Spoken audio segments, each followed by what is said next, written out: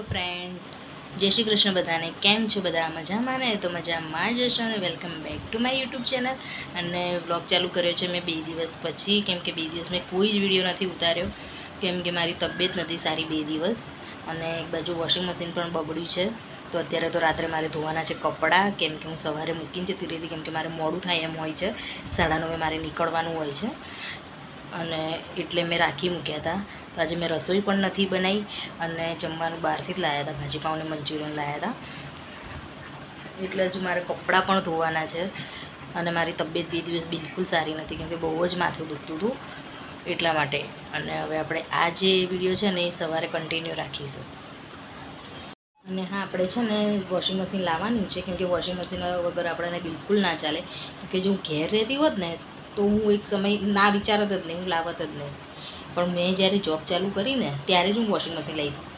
બાકી પહેલાં 10-12 વર્ષ પહેલાં, એટલે બાકી પહેલાં તો હું હાથથી જ ધોતી હતી. કોઈ દિવસ વિચાર્યું પણ નહોતું કે વોશિંગ મશીન લાવીશ. કેમ કે ઘેર રહીને શું કામ હોય. કેમ કે હવે તો જરૂર પડે એમ છે, કેમ કે જોબ જવાનું, ટાઈમે પહોંચવાનું, ઘરનું કરવાનું, એટલે બહુ જ થાકી જવાય છે. જો આજે મારા કપડાં પડી રહ્યા ને, હજુ મારે ધોવાના છે. 2 દિવસથી બગડ્યું છે, એમ તો હું ધોઈ નાખું છું હાથથી, પણ આજે તો સખત મોડું થઈ ગયું ને. કેમ કે એક કામ કહીએ પણ વધી જાય એટલે પછી થાક તો લાગે ને. કેમ કે ત્યાં જોબ પર કામ કરવાનું, અહીંયા કરવાનું, રસોઈ કરવાની, એટલે હું તો હવે બહુ જ થાકી જાઉં છું. એટલે આપણે વોશિંગ મશીન વગર તો બિલકુલ નથી ચાલવાનું. એટલે આપણે લાવી દેવાનું છે અઠવાડિયા 10 દિવસમાં, પણ વાર તો લાગે ને. કંઈ રમકડું તો છે નહીં કે આપણે ફટ લઈને લઈ આવ્યા જઈને, એટલે એવું નથી. એટલે આપણે લાવવાનું જ છે, પણ અઠવાડિયા 10 દિવસ જેવું તો ટાઈમ લાગશે આપણાને, પણ લાવી દેવાનું છે વોશિંગ મશીન, આવી જશે. એટલે મેં કીધું ચોકડીમાં જગ્યા રોકે એના કરતાં મેં કીધું ધાબા પર ચડાવી દો.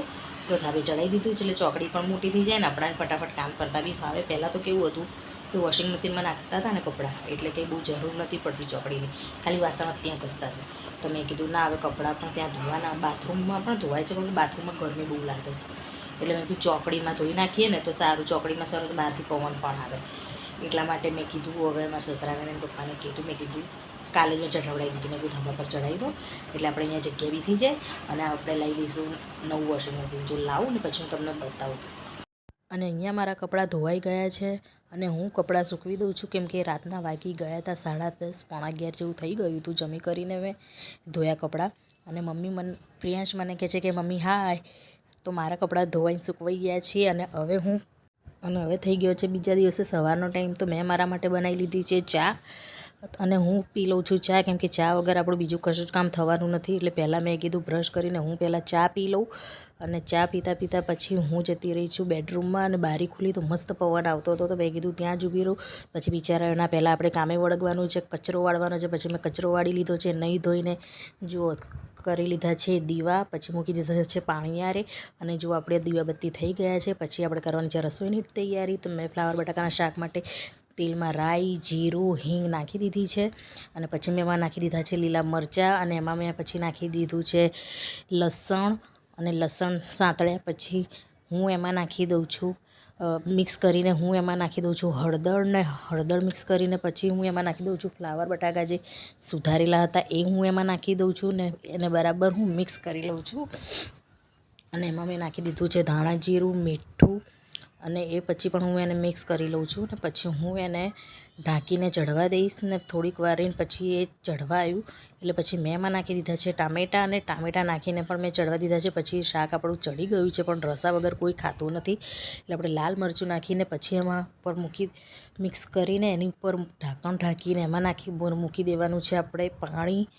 કેમ કે આપણે આ જે પાણી વરાળવાળું ગરમ થશે એ જ પાણી એનો રસો કરવાનો છે, કેમ કે કોરું શાક કોઈ અમારા ઘરે ખાતું નથી. એટલા માટે પછી એને મેં એ વરાળવાળું પાણીમાં મેં નાખી દીધું, ને પછી એને મેં મિક્સ કરી લીધું. ને પછી મેં એમાં જોઈ લીધું કે શાક ચઢ્યું છે કે નહીં, પણ શાક આપણું ચઢી ગયું હતું. ને પછી મેં એમાં સુધારેલા લીલા ધાણા નાખી દીધા હતા. અને જુઓ થઈ ગયું છે આપણું ફ્લાવર બટાકાનું શાક. ને વિડીયો કેવો લાગ્યો જરૂરથી કહેજો. બાય.